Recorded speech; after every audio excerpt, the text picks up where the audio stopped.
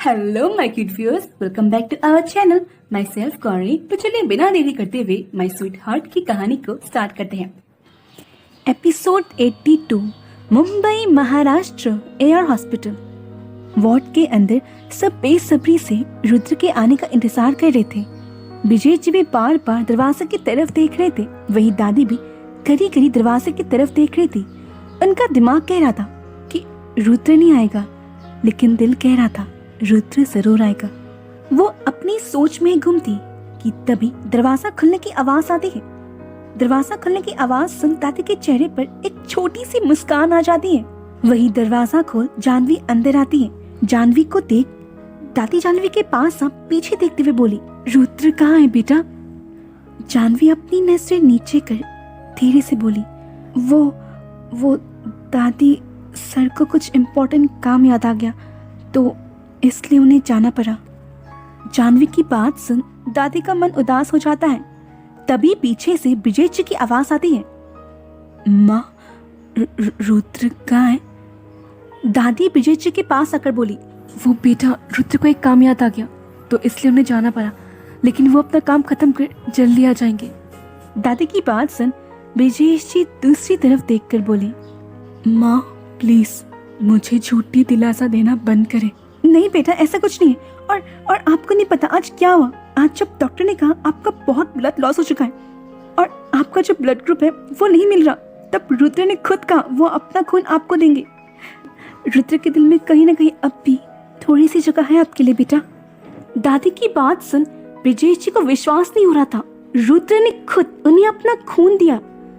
वो हल्का सा मुस्कुरा कर बोले, आप सच कह रही है माँ? बिल्कुल मेरे बच्चे। और दादी आगे कुछ बोलती इससे पहले फिर से दरवाजा खुलने की आवाज आती है। दरवाजे के पास खड़े शख्स को देख सब चौंक जाते हैं। दरवाजे पर कोई और नहीं बल्कि रुद्र ही खड़ा था। दादी खुशी से बोली, बेटा आप आ गए। रुद्र विजय जी के पास आकर बोला, आप ठीक है? विजय जी अपने सिर को हिला देते हैं। वो हल्का सा मुस्कुरा कर बोले, तुम्हारा बहुत बहुत शुक्रिया बेटा, आज तुमने हमें बचा लिया। रुद्र सामने देखते हुए बोला, मैंने जो किया वो जरूरी था। इधर रुद्र को देख जानवी वार्ड से बाहर निकल आती है। रुद्र एक नजर दरवाजे की तरफ देखता है।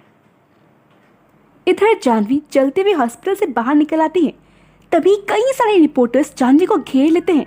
मैम आप तो आरएसआर की पीए हैं, आपको क्या लगता है, क्या ये कोई हादसा था या फिर किसी की साजिश? मैम कुछ तो बोले। मैम देखिए मुझे कुछ नहीं पता, प्लीज छोड़िए मुझे। इतने सारे रिपोर्टर्स को देख जानवी घबरा जाती है। तभी एक कड़क आवाज आती है, ये सब क्या हो रहा है? रुद्र जानवी को कवर करते हुए बोला, देखिए ये हमारा निजी मामला है, आप इन सब में ना पड़े। रुद्र के वहां आते ही उसके बॉडीगार्ड्स भी उन्हें कवर करने लगते हैं। वहीं रुद्र जानवी को अंदर ले जाता है।